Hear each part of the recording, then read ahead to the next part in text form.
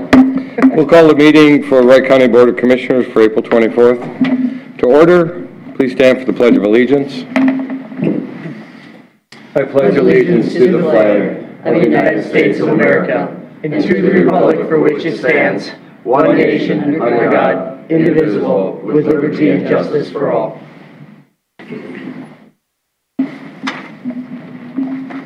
Okay, gonna put the nose on. My son gave it to me this morning and said, you gotta wear it. Because. Okay. You need a cheering or what? Yeah, I don't know. Dispense minutes for April 17th. Does anybody have any changes, modifications? Mr. Chair, I'll make a motion to approve last week's minutes. Second. Motion by Commissioner Houston, second by Commissioner Burrell. Any other discussions? Hearing none, all those in favor say aye. Aye. Opposed, same sign. Motion carries unanimous. Review and approval of agenda. I understand we have a couple of things that need to be petitioned on. Mr. Kaiser?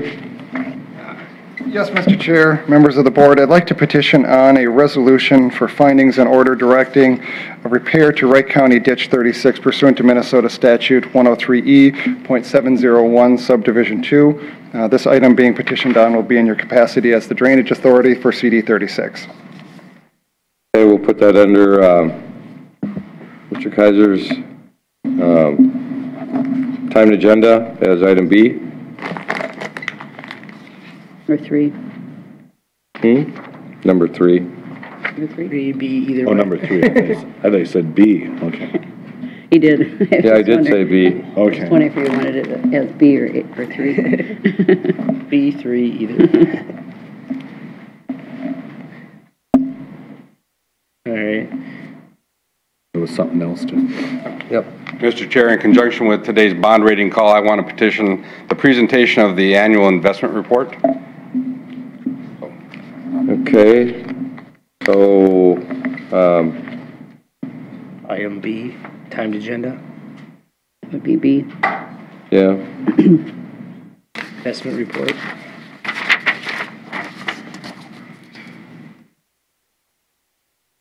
Okay.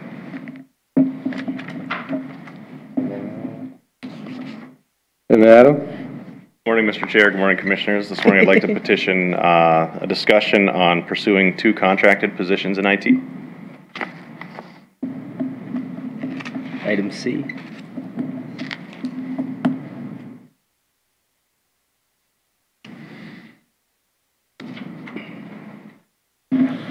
All right. Anything else? Okay. Mr. Chair, I'll make a motion to approve the agenda with the 3 additional items as mentioned earlier.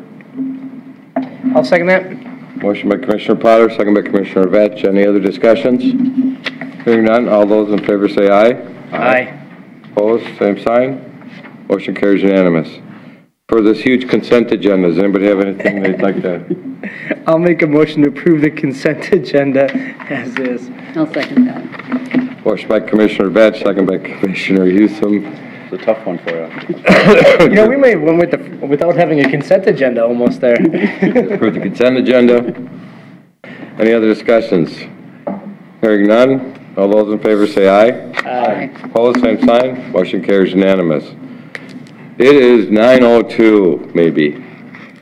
Yes, Mr. Chair, members of the board, I believe my first item here is a request that you approve a resolution declining the discretionary EAW on a petition that was filed for the Delano Sportsmen's Club trap ranges.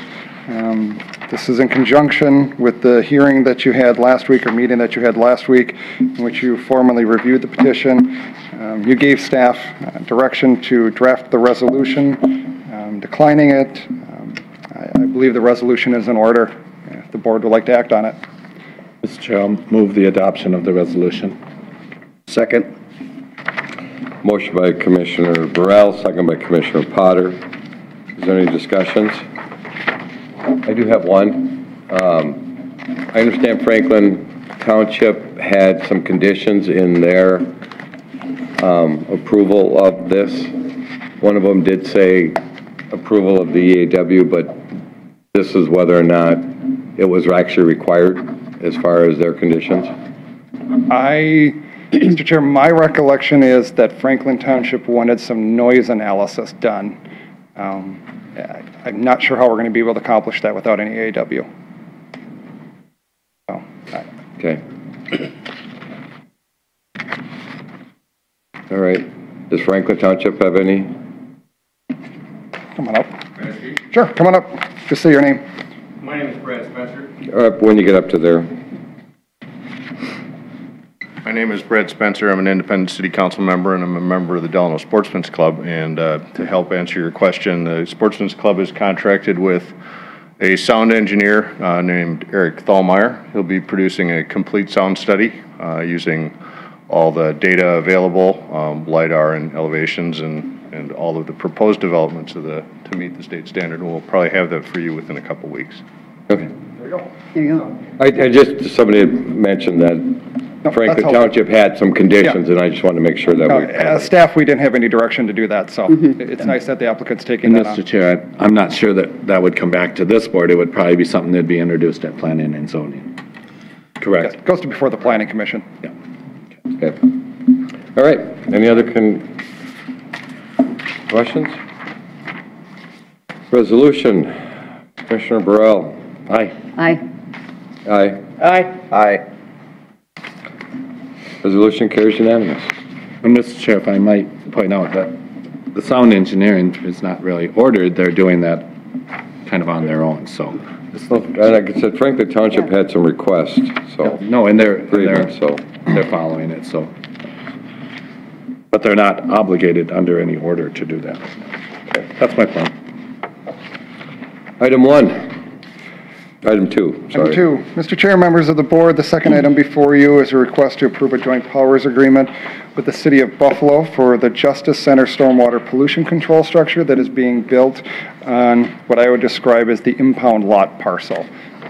That parcel is outside the jurisdiction of the City of Buffalo because it's not being annexed in. It's technically going to be part of Buffalo Township.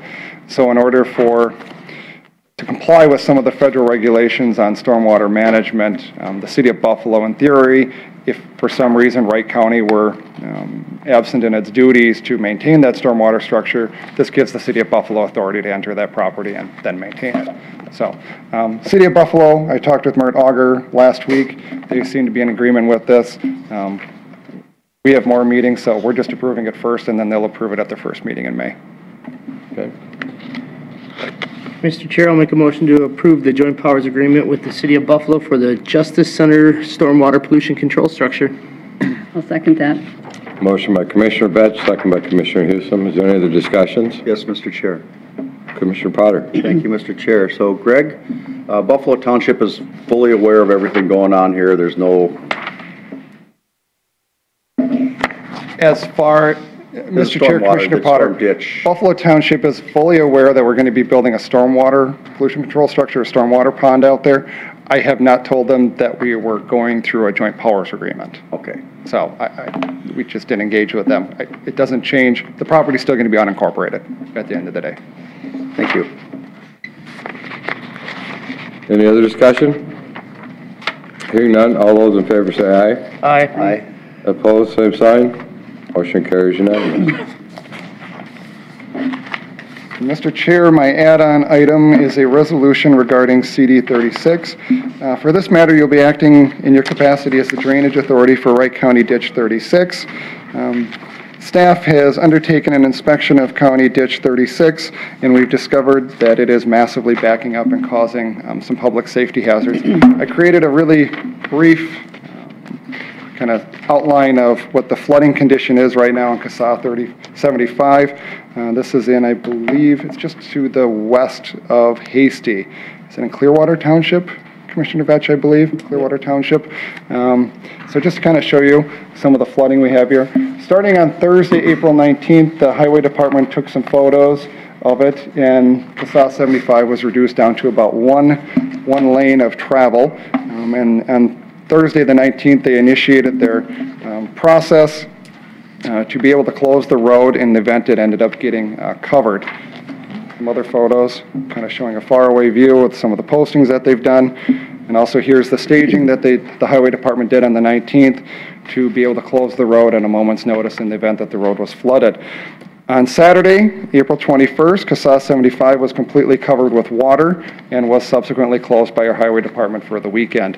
The reason for the closure is because a vehicle traveling down this high-volume freeway at 55 miles an hour could end up hydroplaning over this area. It could cause a head-on collision or someone going into the ditch, causing a very severe public safety hazard as a result of this.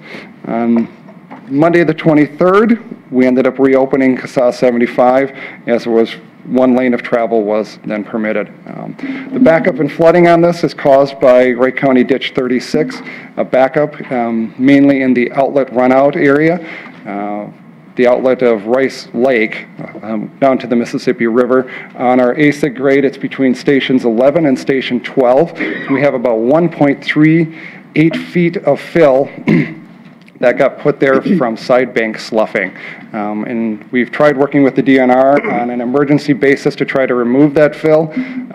That process has not derived us any resolution. So at this point in time, staff feels that we need to follow the drainage law under 103E.701 subdivision 2 and initiate a repair process under that. So before you is a request for findings and order directing that staff proceed pursuant to 103E.701 subdivision 2 and request permission from the DNR, or excuse me, not permission, but whether or not they agree or disagree with repairing the outlet runout structure between stations 11 and stations 12 to the legal ditch grade as we reestablished our records, and subsequent, subject of course to further amendment, because we did find the original as-built records for this ditch after we reestablished the grade last November.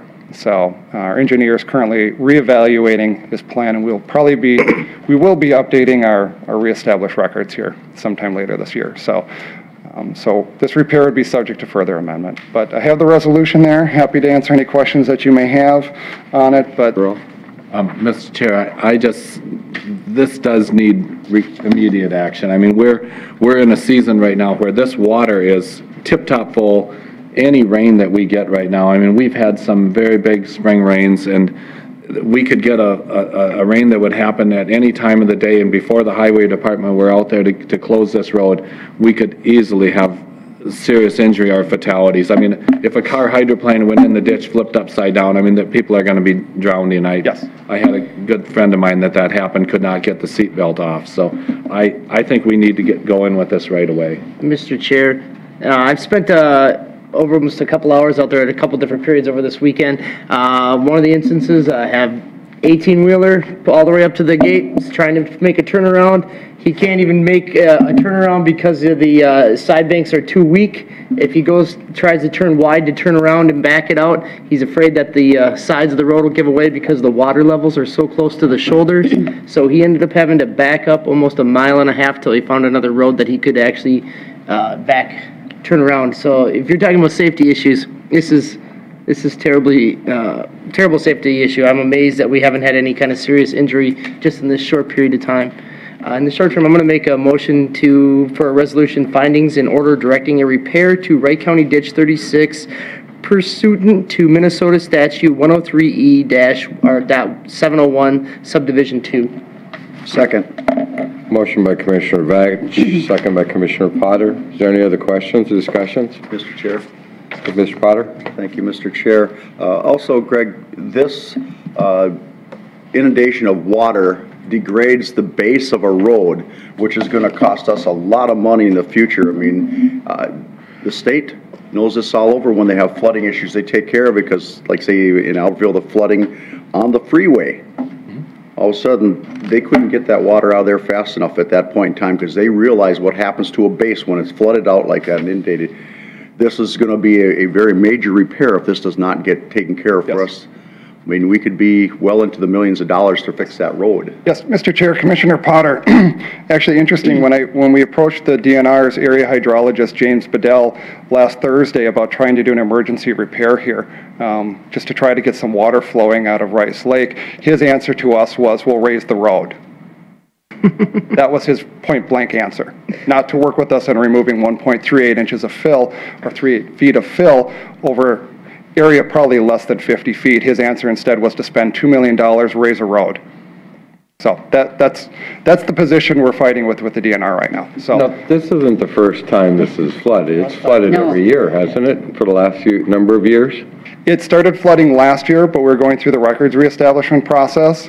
So we really couldn't do anything at that point in time. Now that we have those records, the DNR was notified of that, as was Bowser. They had a full opportunity to participate. We've reestablished the legal ditch grade on County Ditch 36, and they've been involved in the process. So we have a legal ditch grade.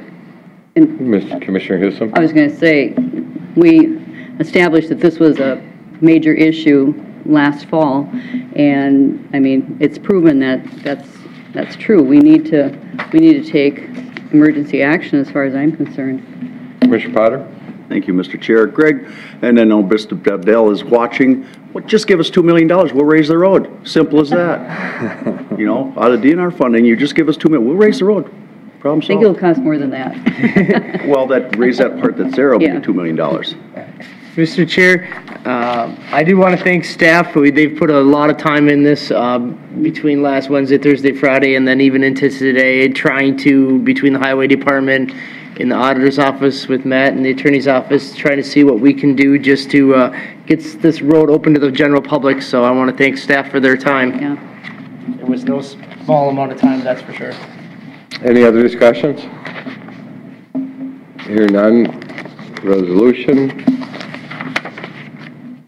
Commissioner Vetch? Aye. Aye. Aye. Aye. Aye. Thank you. Resolution carries unanimous. Thank you. Thank you.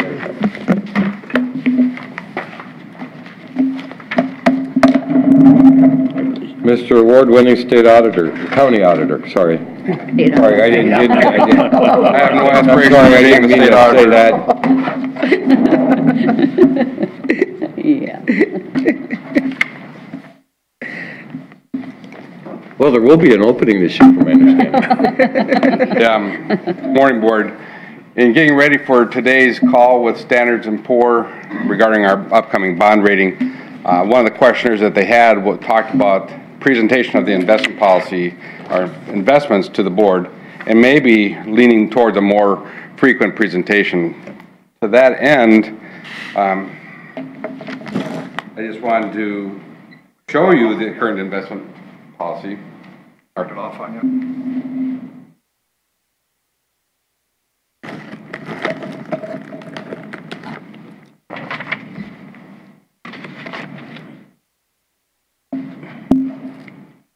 I'm going to show it to you, but I'm also going to qualify that there is an error on here. Board, you can see that over half of our investment portfolio is due within a year of this time. So again, going after safety, liquidity, then yield, we do keep half of our portfolio current, which is due in less than a year. We do have some investments out there in the 5 to 10, and a couple are over 10, and those are mutual funds that my predecessors had bought, and we're just hanging on to them. So again, you can see the longer we go out, the better the yields go. The error, I will tell you, in the 0 to 1 month, the staff put 100% on our investments. I would love to get that. That was meant to be the market value of that investment. So that skewed that 45% rate of return. On here, I just want to show you where we have our money invested. We do have money in cash. That's kind of like our checking account. We do buy CDs. We do try to promote the local banks in buying the CDs there. We do have agencies, the Federal Farm Credit, Federal Home Loan Bank, Federal Home Loan Mortgage Corporation, and Fannie Mae. So we are buying some agencies. Our money market is where we're really putting a lot of our money. That's in the Magic Fund, U.S. Bank, and at Klein. We were buying mutual bonds. I'm trying to steer away from them. They are safe. They are liquid. They are higher yielding. So, board, this is the composition of where our investments are. We have over 100 investments working for the county. And then the next 3 pages are basically just kind of projected cash flow for the county. This is based off the current investments that we have.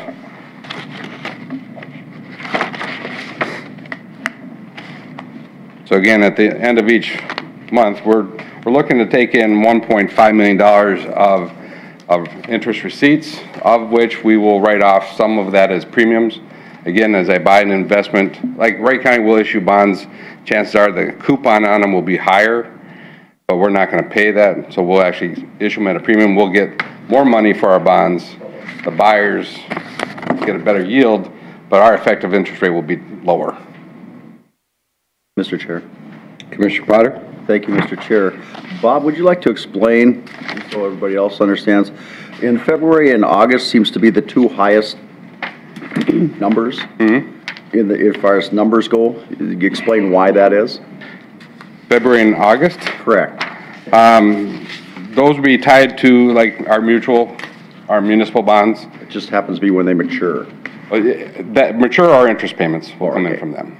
Because anybody who looks at this chart without really knowing would see those 2 particular months stick out as far as the most numbers on them. Right. You know. So again, when we issue our bonds, we will have February and August debt service payments. Okay. So that's when we're going to get those payments. Thank you. Any other questions? Thank you, Bob. Thank you.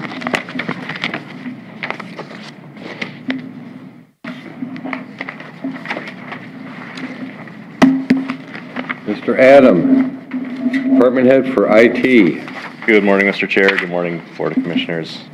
This morning, I'd like to request permission to pursue a couple of contracted positions in IT.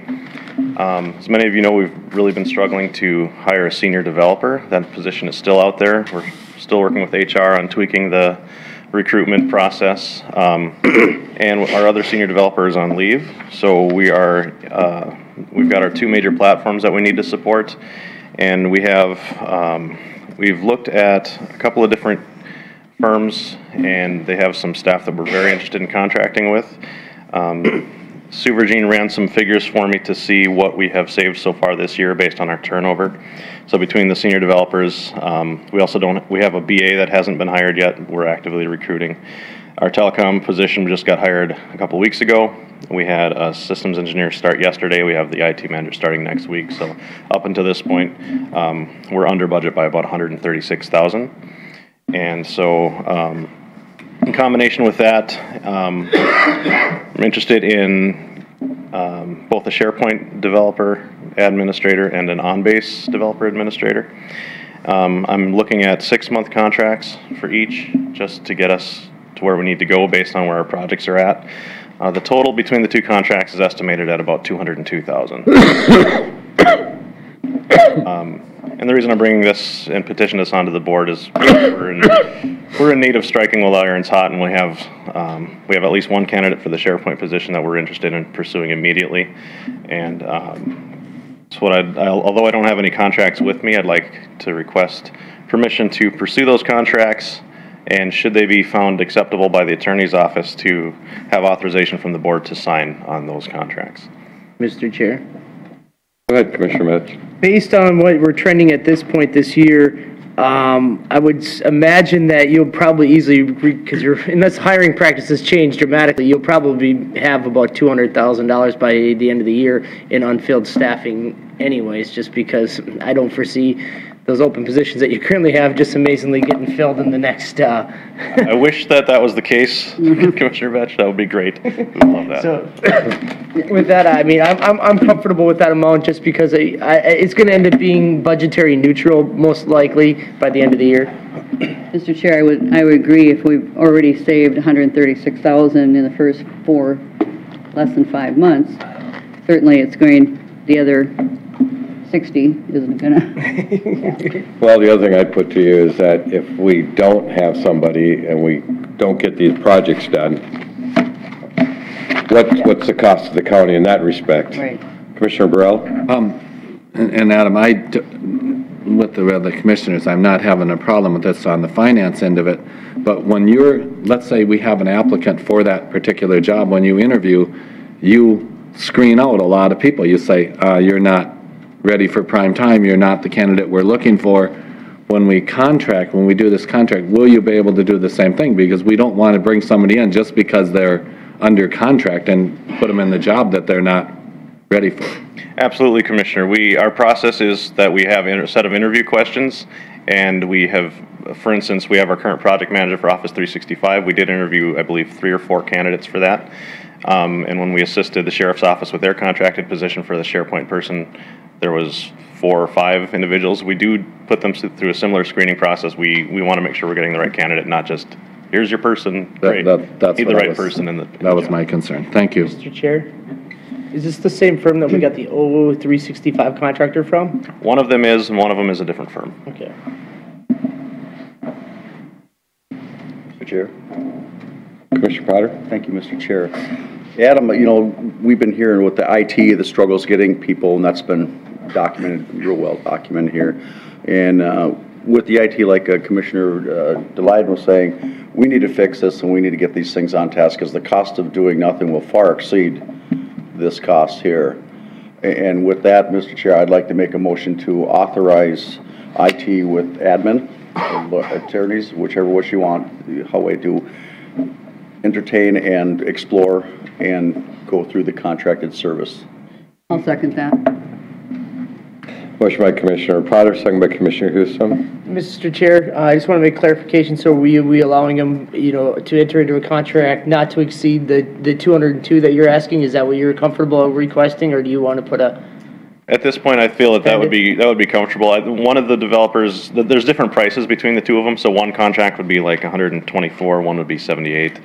But as combined, I think at this point that would be perfectly fine. And should I need additional, I would probably approach the board again. Okay. That's fair. Okay.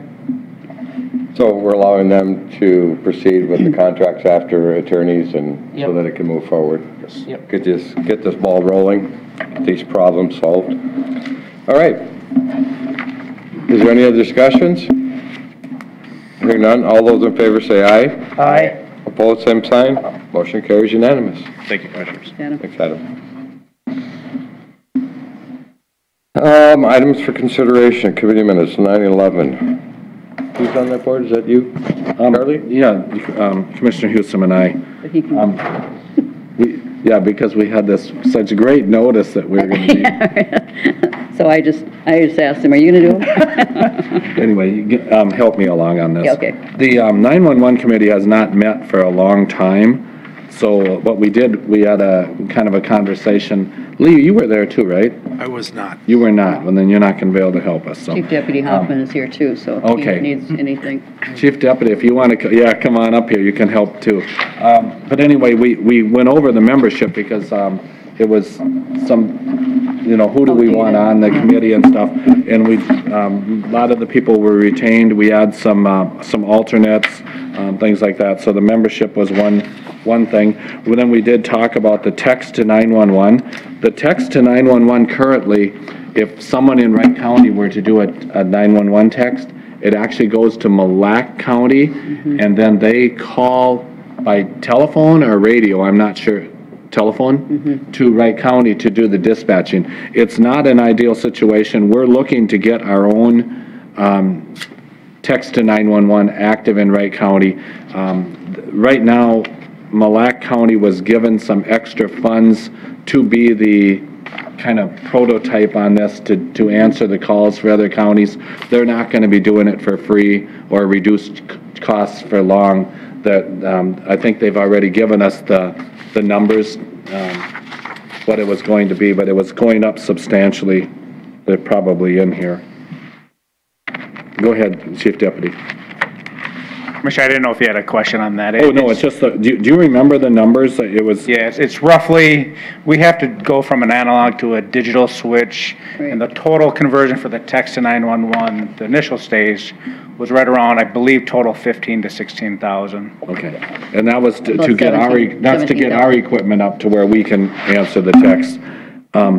The other thing, and I just added this in, I'm not sure it's in the minutes, but because I'm on the Emergency Services Board, there's going to be enhancements in this text to 911 system. I mean, we're seeing down the road where, and it's not there right now, but you'll be able to take a picture of an accident, text it to 911, so the dispatch, it will help dispatch to say how serious is it, was it a fender bender, or, you know, we have bodies, you know, laying around or whatever. They know better how to dispatch for the help on that. So there's going to be, this is an initial thing that we're getting going just so we have the functionality of the text to 911. Correct, and just so the other commissioners understand this and the public understands, 2018 Mille Lacs is doing this service for free. We've signed a memorandum of understanding with Mille Lacs County. However, in 2019, Mille Lacs plans on starts charging for this service, charging Wright County. So we want to make sure that since it's about 17,000 roughly for this to get up and going on this, we figured it's a better plan than relying on another county to decide how much they're going to charge us for the service. Right. And Chief Deputy, we also talked about a backup. Like right now, we have a backup in case our radio system went down. We'd have, is it Sherburne? Sherburne County is currently our backup 911 So we would have to work on a backup situation for the text to 911 as well, which, do we have that? We're still working on that. We're still working on that. So that was one of the other things we talked about. And also, we talked about Well, the 5-year service for the hardware in the back room. Okay.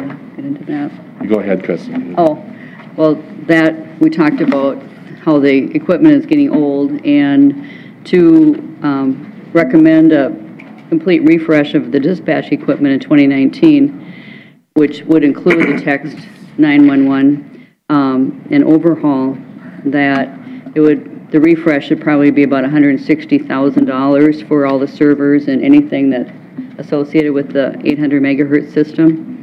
And the Motorola agreement covers the tower upgrades, and there is $60,000 in the capital improvement plan and $60,000 for 911 funds. So, but that's will be coming up later. But this is just more informational at this point. Correct, and one clarification, you incorporated that text to 911 and that refresh in 2019. Yep. That'd actually be split out. The text to 911 would occur in 2018, and then the refresh of our servers and stuff for the communication center would be 2019. We actually have a meeting this Friday, I believe, with our vendors to get a better detail on the pricing and the scope of the project. And we did set up kind of a subcommittee. We tasked some people with gathering some information and getting back to us with as far as the implementation of the 911, the equipment costs and things. And we were, I think our meeting, we didn't really schedule one, but I think we said roughly a few months out, and it'll be kind of at subject to call from when we have something to report back. Correct. The primary project right now is updating the Wright County's 911 plan, along with getting some of these numbers for these next two projects, and then we'll be meeting with the 911 committee again. Okay, and that's in a nutshell. The other thing we did talk a little bit about was with some of the GIS from the surveyor, if somebody said, like they did a text and we locate them on the map, how is the best road to get there? I mean, is this, you know, you don't want to be driving the big fire truck in and on some muddy field road, you know, and bury it and stuff. So a lot of it was how best to access that position that once it's identified. And that's where you really get into, I mean, that's a pretty complicated issue, the GIS, because it might show that there's a road there and there isn't one there, or it doesn't go through. And so depending on, I mean, if you're sending an emergency vehicles out to a site, we have to make sure that that road really does go through. I mean, that sometimes on old maps and old systems, that's not accurate. So there is a difference between like GIS for emergency responders and then regular GIS. And I had to leave for another meeting, so. Okay, and it is, we did say the next meeting would be in July. We don't have a date put down yet, but then by that time, we should be able to get some follow-up information, so. Yeah. Commissioner Potter? Thank you, Mr. Chair. Chief Deputy, when, and this for the 911 committee also, when we have this investment in new servers in this, is it possible to get a range of life on this equipment so we can make sure in capital improvement later? We know if it's 10 years, 5 years, whatever that system life is before we replace again, make sure that future boards know this is coming up. Sure. This project does qualify to be utilized in 911 funds, so it wouldn't be on the CIP plan, but it follows the same IT hardware refresh. Basically, every 5 years, you may need to update their servers. We also are exploring some grants with the Regional Radio Board grants to cover some of those expenses too. So we're looking at a couple different options, but if we don't get the grants, this is a qualifying expense for the 911 fund. Okay, and Mr. Chair, why I asked that question is because, you know, as we're starting to see things in our CIP, things we should make sure that we're talking about today, but we'll forget about tomorrow. Make sure that there's a tickler in that file. We know that 5 years, 10 years from now, we're going to be replacing this at X amount of dollars. Just to make sure you got all these expenses up front, because that's the one thing I think is lacking. Before you thought about it, you didn't write it down, so all of a sudden later, it's, oh, where did this $150,000 expense come up? And we need to be aware of these things, because it's not just this department, it's all over the board in the county. We just need to know from year to year what's coming at us. Yep. Okay. And then, Mr. Chair, most of this was informational only, but we did have the recommendation to continue work with the City of Buffalo and the FBI regarding backup locations. That was one of the recommendations. And the other one is for the dispatch and the surveyor, which maintains these different mapping systems, to at this time maintain both of the two data sets and adhere to a system of checks and balances to continue working together to resolve any issues that where they might be in conflict. And with that, Mr. Chair, I'll make a motion to approve the minutes on the recommendation. I'll second that. Motion by Commissioner Burrell, second by Commissioner Houston. Any other questions? I got one. Okay. Out of curiosity. Can you put the nose on first, please? Okay. How many 911 texts have we been getting? There's about a handful a week. Most of the 911 texts that they're seeing right now coming through Mille Lacs are either error or people just trying it out. Trying it out. It's amazing. Which in a way isn't the worst thing in the world. And we haven't officially, you know, we're not officially a site yet, so we're not one of the test sites. But it's nice that if it comes from our area, that Mille Lacs is getting them to us. So correct. I said there's a handful that are legitimate a week. Hopefully better answer. I believe since we've started, we've had less than a dozen actual, but of that dozen, there's probably 3-4 dozen that are coming through that are, want to see if it would work, or what time does a parade start? You know, those type of 911 calls we get all the time. What time does the parade start? Kind of funny. There was also one lady dialed 911 because there wasn't enough chicken nuggets or French fries or something at McDonald's. No. That wasn't in Wright County though. No. Some other state, but it was funny. It's like that's what they use 911 for. Oh, wow. Well, it's nice to know that it does work and that there are some legitimate ones out there, and that this is for situations where they can't make a physical phone call, so there's some advantages to it. And it really is the way that society is moving, not having to actually speak to a human being. They want to be able to just text what's going on, so. Thank you. That part is sad. Yeah. Wow. All right. Is there any other discussions? Other than just, we want to make the statement that please do not call 911 to find out what time the parade starts. Or don't text it. Or don't text it either. Call or text. Nice. Any other questions, discussions? Hearing none, all those in favor say aye. Aye. Opposed, same sign. Motion carries unanimous. Commissioner Vetch, Finance CIP. So Finance CIP met last Wednesday, the 11th. Myself and Commissioner Dahlin at 1 o'clock with members Kelly, Meyer, Virgin, Hivala, and Tagaro, and Matthijs were present.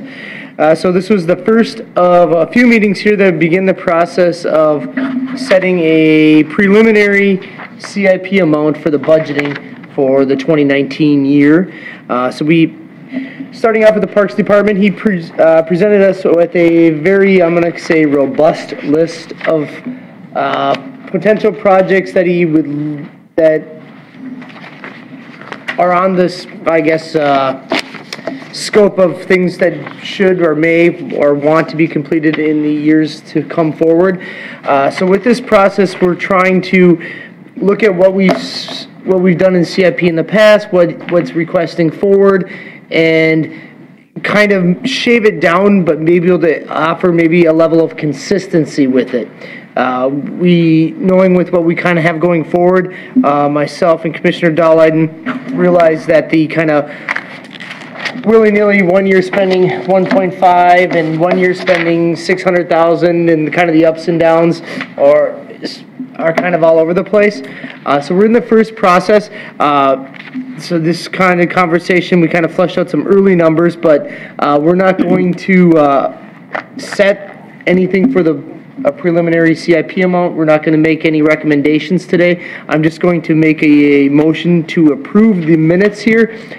We will actually set not set dollar amounts, but make a recommendation for a CIP amount as a whole after all the departments have actually got a chance to present to the CIP and Finance Department. At this point, the recommendation that's on there is a little bit too preliminary because that may have to move depending on what dollar amounts we see from other departments. So we want to make sure that everybody has a fair chance at that pot. So, Commissioner Vetch, are you recommending, though, that we allocate No. a set dollar amount, but not what that dollar amount is per year? Eventually. Eventually, So, yeah, eventually, but yeah. that would be what you'd say, a set dollar amount? Yep, it'll be a set dollar amount, basically. Per year. Per year, yep. And then he'll have to make the decision what goes, what gets postponed. And things will be a lot more consistent that way. Mr. Chair. Yep. Thank you, Mr. Chair. I do appreciate the work that the CIP Committee to Finance has been doing on this, just for the fact that when I came here, the CIP was woefully underfunded from what the actual needs are in this county going forward and the size of us. And I do like and appreciate the fact that you're going to take all these under consideration and prioritize them, wants, needs, everything else here, and get us an idea of what in a yearly budget you're looking at CIP, because you'll find out that it's a little higher than we have sitting there right now for a county of our size, and I do like that they're going through all these and figuring out. So now people will have a roadmap to know what parks, in this particular case, what they're doing, what they're thinking, and planning. Mr. Chair, so with the goal of all this is hopefully we will be able to make a final recommendation of a dollar amount, whatever it may be, whether it's $500,000 or $2.5 million for a CIP levied amount in the budget for the 2019 year. When we present these minutes, we kind of want to have that feedback at that time if you think the amounts are too high, too low. So we're not, when we come into budgeting, we're not changing and having to go back to all these different committees and have them rechange what they were projecting for that year. So we want to kind of have that part of the budgeting done early as far as those dollar amounts. Derek, you're as good at inventing words as I am. Rechange? Rechange, yeah, I know. I can't think of the word. Or I guess, yeah. That sounds like one of mine. It's the Vetch dictionary. Bob? Yeah, Mr. Chair, Commissioner Vetch, I just want to make a comment. I wasn't at the meeting, so I know it said I was present, but I wasn't at that meeting.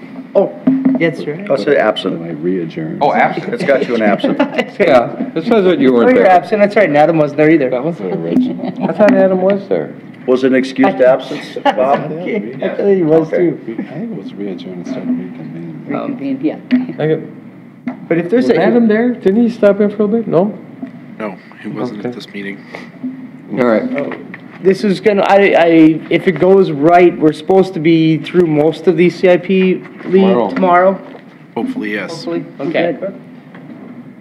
All right. We'll see how it goes. Yeah. But that'll make a motion to approve the minutes, but any recommendations will carry forward till after all the CIPs have been presented. I'll second that. Motion by Commissioner Batch, second by Commissioner Burrell. Is there any other discussions? Hearing none, all those in favor say aye. Aye. Opposed, same sign. Motion carries unanimous. Item B, scheduled committee of the whole for May 1st at 10:30 regarding greater MSP membership. Thank you, Mr. Chair. You recall last week, Mr. Northagen was here on a different matter and suggested that he wanted to set up a committee of the whole to meet on this topic. Staff reached out to him and this date and time was pitched. I hope it works for your calendars, otherwise we can go back and look at other options. It's a Tuesday, isn't it? Yep. It is a Tuesday, right after the next board meeting. That works. Mr. Chair, I'll make a motion to set a committee of the whole meeting for May 1st at 10:30.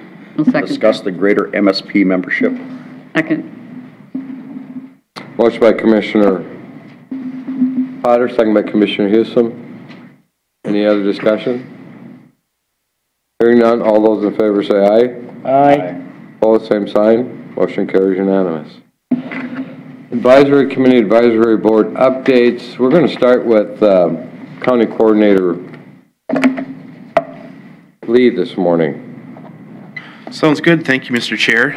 Of course, I believe the biggest update I can provide is that we did get a ruling on the Office of the State Auditor case.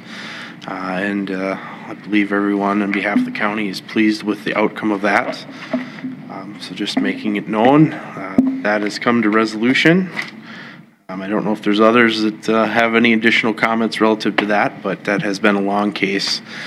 Glad to see it come to kind of a conclusion. So, yeah, I like seeing AMC's shout out there about how they, you know, it won, but I don't see them providing any funding at all for helping us do this. well, actually, Matt Hilgert from AMC reached out to me the day the ruling came out and was going to legislate on our behalf, try and get something going yet this Okay, good. session. So he was looking for some estimated costs between the two counties that had split Becker and ourselves. So more to come. Action is moving on that Oh, one. good. So Glad to hear it. And Mr. Chair, before we move on from that subject, Yep. Matt Hilgart does do a fantastic job for us at AMC and all the things. Anytime you go with him with a question, if he can't get the answer, he tells you where to go to get the answer. I know that the legislature before, when they had a proposal to reimburse us for it, part of the discussion was, let's wait until it's done, since she filed an appeal. Wait till it's done. Now that we've got the final done, now the legislature will have a number, hopefully. And then they're working towards reimbursing us for the cost of this because they thought that was ridiculous. Now they're fighting with the state auditor and the governor's office on who should pay for this. Oh. Mr. Chair. Lee, I did not see the ruling yet. I mean, Did you look at your email? Send them a text. But also, none of the public saw the ruling yet either, but was it was what in we the asked paper. for? What, did we lose on some things? Did we win on every? maybe I'll Let's defer talk to that somebody one that to knows Mr. Osselson. so much about this It's in the stuff. paper. Thank you. It was in the paper. Mr. Chair and Commissioners, the Minnesota Supreme Court ruled on two main issues. One was that it was not unconstitutional for the legislature to pass the law that they did in 2015, which allows us to use private audit firms. In other words, that was not an action which took power away from the Office of State Auditor. That office still has ultimate authority over those audits. The second issue had to do with kind of the garbage bill issue, what lawyers refer to as the single subject clause of the Constitution. And the question there was whether or not the bill that law change was contained within in 2015 was constitutional, the title of the bill being state government operations. And the court decided that yes, regulating the Office of State Auditor is part of state government operations. So it was a ruling that we expected all along, but you never know when something might go the other way. But there are 7 justices on the Minnesota Supreme Court. Justice Lillehog begged off and did not take part. I think he must have some connection to possibly to State Auditor Otto. And then Justice Strauss, who was there for the oral argument on January 3rd, was subsequently appointed to the 8th Circuit Federal Court of Appeals, and so he was not with the court at the time they issued the decision. So basically we got a 5-0 vote in our favor, which was very, very good. Hey, I don't know if you guys noticed, there is a law or amendment going through regarding the state auditor's office providing a guide plan or something regarding private auditors, so that she just can't nilly-willy, say this is what we want, but some guidelines on what's going to have to proceed. So she's going to have to provide that. Mr. Chair and Commissioners, you may have heard up in northern Minnesota, there's been a little controversy with state auditor requiring basically a whole redo of an audit. I think perhaps it was Roseau County. And they're talking quite a bit of expense. And so I think that may play into, the legislature trying to set some standards, I guess. Anyway, that was... Yeah, good to have that behind us. Oh, one other quick question. About how much have we spent? 140 between the two of us. Mr. Chair, and Commissioners, that was the number I saw in an email from Scott Anderson, our attorney, was $140,000 between the two counties, so about $70,000 each. We'll have the final, we haven't received the final bill yet, but I also reached out to Matt Hilgard of AMC after seeing his email and said, if you need any more information from us, let us know. The Legislative Commission on Subcommittee on Claims has an application from us that we filed a couple of years ago, at the time not really knowing how much we were going to spend, but I had some communication from a staffer with that subcommittee earlier this session saying that the rules of the subcommittee do not allow them to deal with that claim while litigation is still active. Now I fear that we're maybe too late in the session. I'm not sure when the subcommittee normally meets, but if it's not taken care of via legislative bill, we'll still have that claim next year, and so it's just a matter of time, I think. Good. Good to hear. Commissioner Burrell? Yeah, and Brian, there is also part of the legislation that was being proposed at one time was to reimburse Ramsey County, even though they were not part of the outside law firm, for their internal expenses, whatever. So then maybe if we're having $140,000 of outside law, legal expense, we also had expense from our attorney's office, so maybe we should put that number together too, because if they're going to reimburse Ramsey County, we should get reimbursed for our own county attorney's time as well. That's just my point. Mr. Chair, Commissioner Burrell, that's a good thought. I am not sure how we would do it because we don't keep time records as closely as a private law firm, but we could. But you can keep them as good as Ramsey County. Thank you, Brian. All right, thank you for that update. Yeah. Do you have anything else? Yes, just working with the courts to try and set up a date to discuss the furniture and equipment and technology cost share with the bench for our new justice facility. I'm looking to schedule that meeting for next Monday as kind of the tentative date. I don't know if the commissioners would like to attend that. Thought I'd bring it up here. I don't know if we want to schedule as an authorized attendance or if more or all of you would like to attend. So the date and time was 3 p.m. on the 30th. Why don't I'll make a motion to authorize attendance for that meeting. Is that okay? That way we don't. Is it gonna be okay if we all? 3 o'clock, you said? Yeah. Yeah, actually, I had it on my calendar. Okay. Is it gonna, are we gonna be all right if we all attend and it's more of a discussion piece? Is it done in that manner? Is just an authorized to attend, Lee? I'm thinking we'll probably end up with some agreements that day. That's kind of why I raised it. I didn't know if it wanted to be a formal building if we're gonna committee or. Could make it a regular meeting then maybe. Because as a committee of the whole, we can at least kind of make recommendations coming out of it. If it's just authorized to attend, we probably shouldn't be. Mr. Chair, I'll withdraw my motion. I'll make a motion to set that as a committee of the whole meeting on the 30th at 3 o'clock. Okay. And, Mr. Chair, I won't be able to attend, but unless I have a change of plan. Okay. We have a motion. We don't have a second yet? Do you know? All right. Second that. Motion by Commissioner Burrell, second by Commissioner Potter. Okay, other discussions? Is it right here then? In this room, Lee? Yeah, I think we're probably going to use 118. 118. Okay. Any other discussions? Hearing none, all those in favor say aye. Aye. Opposed, same sign. Motion carries unanimous. You had something? No, I was, we're good. Okay. I was just voted late. Lastly, we've been in contact again with BKV about a proposal for architectural services at the new facility. We've received a draft at this time, gave them some feedback, so you should see a final, I'm hoping, next week to react to. So just to let you know that that's still in progress. That's all I had for updates, Mr. Chair. Great. Commissioner Potter. No, thank you, Mr. Chair. All right, Commissioner Batch. That would be enough.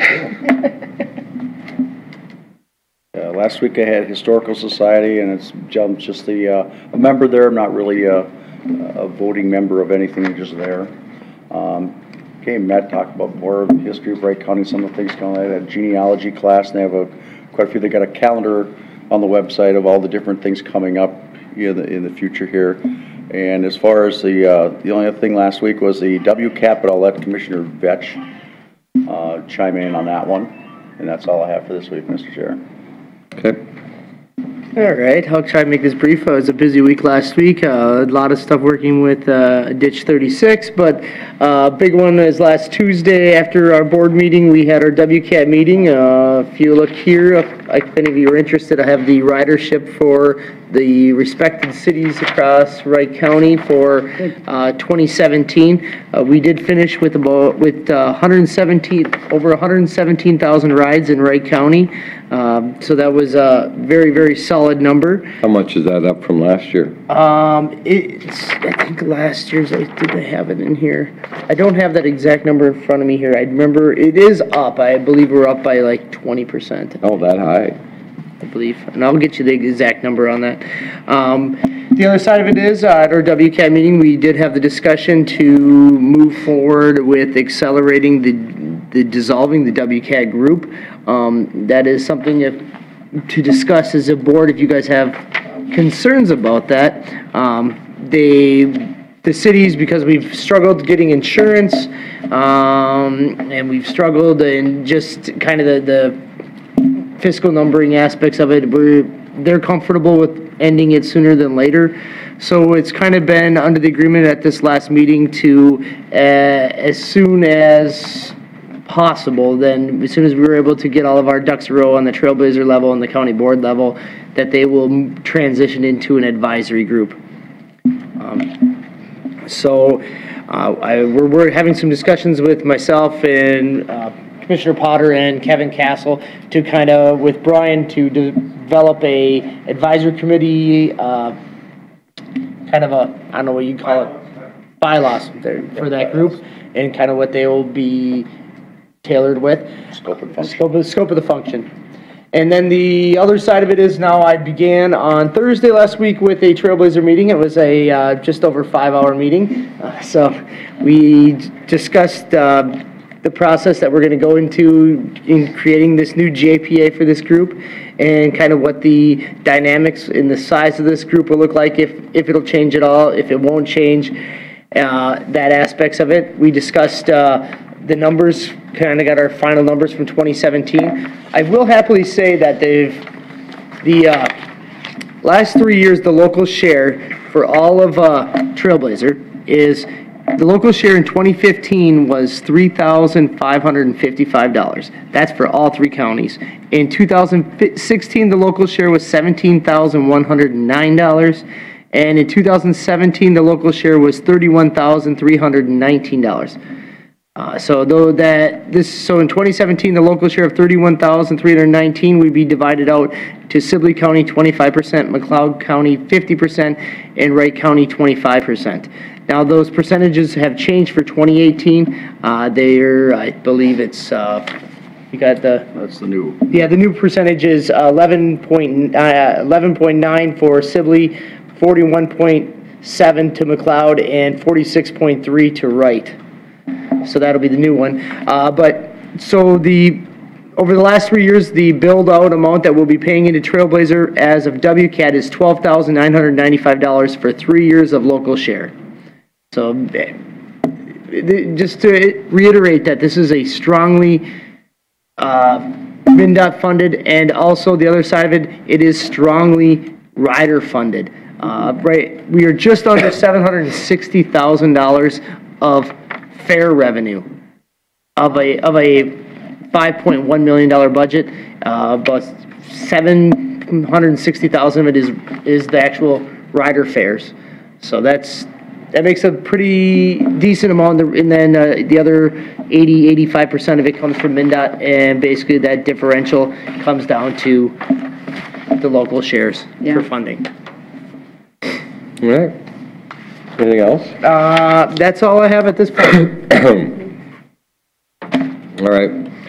Last week, Friday, actually, Commissioner Vetch and I met with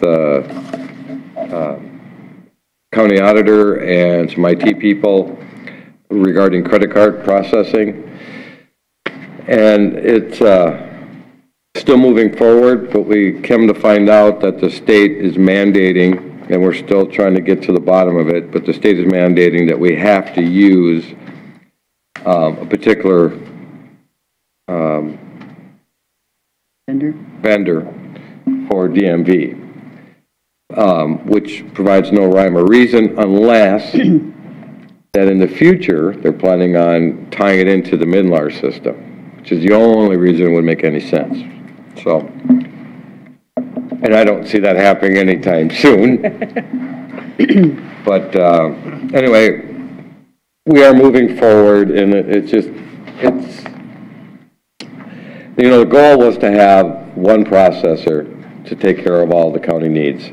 And there's no way that can happen because of some of the existing software that the county currently uses that says we have a choice of one or a choice of two. So we're hoping to narrow it down to maybe 4, 5 at the most processors. Government got in the way of common sense? Well, some of it's government, some of it is just the software the county purchased at one time, and we're kind of stuck with it. And then also on Wednesday, I was on the radio. Yeah, how'd that go? Went well. Nobody called and threatened me at all. Okay. So that was a good thing. And then Commissioner Houston and myself, we went to meet with, we had lunch with the DAV volunteer drivers. Yep. And there was quite a few of them. That was a really nice, I mean, it was great to meet these people that are taking our vets to their appointments in St. Cloud, and a real committed group, and it was very nice. Yeah, I don't remember how many drivers there are, but there was considerable amount, and they do a lot of driving. I think there was about 24 of us altogether, so wait, maybe not. But I don't know how many drivers didn't make it, but yeah. It was paid for by the Disabled American Veterans. Yeah, they paid for it. But anyway, yeah, they have a really good. I say a lot of those drivers are vets themselves. Oh, so yeah, kind of yeah. taking care of their brothers. Mm-hmm. Yeah, yeah. No, I had some interesting conversations. Including Mike's brother-in-law. He was there. Brother-in-law Dave, yeah. Yeah. We met him, and yeah, we apologized for him. Send him flowers. So that's about all I had. Commissioner Houston? I had a pretty busy week too, and actually none of them are, except for one, is an advisory committee, but I met with Corinna Township last week. I like going to visit my townships and cities when I can, and so we had a nice meeting there. And Safe Schools in Annandale, the last for the year already, and they kind of went through the process of how they handle threats at schools, and so that was good information. Also went to Rivers of Hope. They had a little meeting last Wednesday. It was kind of a busy day, and our sheriff gave the talk, but Rivers of Hope has been active since 1989, and in 2017 they provided direct support to 1,070 adults and youth. You know, they're 24 hours, 7 day a week crisis intervention and advocacy services, one-on-one advocacy for middle school and high school students in 20 of the schools, and they work closely with our sheriff's office and with our county attorney's office. So that was a nice meeting.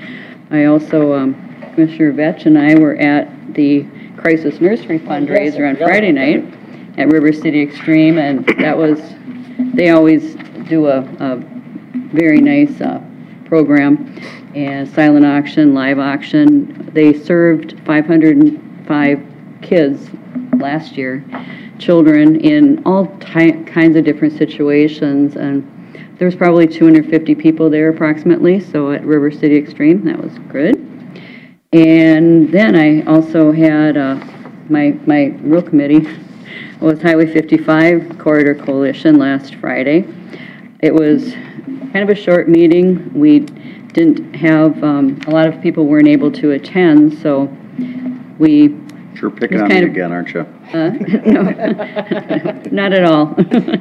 But reviewed some of the things that are coming up, and one is this is down in Medina, but the County 116, CASA 115 at Highway 55, and they're going to start up again with work on the 30th of this month for bituminous and concrete crossing signals. They hope to wrap that up by June. And then I think they're going to start in mid-June the project from Rockford to Buffalo. So we can expect some detours and closings on that. But and that's about it. Oh, I will say that that Just Drive event is going to be in Monticello on Saturday, the 28th, from 9 to noon. And the mission is to end distracted driving. This is the 3rd annual, so if people are able to attend, it's in Monticello at the middle school.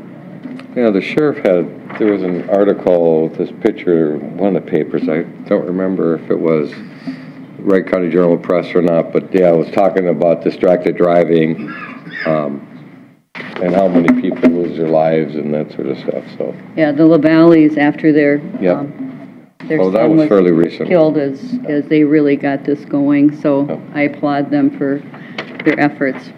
Yeah, interesting to note when they did the saturation on Highway 12, the West Metro Police actually caught one of their own. Oh, really? Which was pretty interesting in the articles. One of their own was caught distracted driving. It's like, well, you know, so that tells you they've been paying attention. They were saturated. Everybody was getting pulled over as distracted. Good. So it's got to bring it to attention. All right, does anybody want to hear from Commissioner Brawl? Sure. Mr. Chair. Pretty long one today, so. Mr. Chair. Just a little, go ahead, Derek. Go ahead. Just wanted to, Jeannie, did you have something? That was in the Star Tribune. Was it in the Star Tribune? Yes, it was. Oh, okay. Yeah, there was a nice big article because they were the first that started smoke out 2 years ago. Smoking tag, and there was a great article in the I guess I gotta start paying attention to what I'm reading. But I remembered. But anyway, just to follow up on what Commissioner Houston was talking, is that Dallas Cato Safe Schools last Thursday, and any of these kids that are middle school, it doesn't matter. They're taking a picture of a gun, saying don't come to school tomorrow, whatever. They're getting charged, and it's a felony.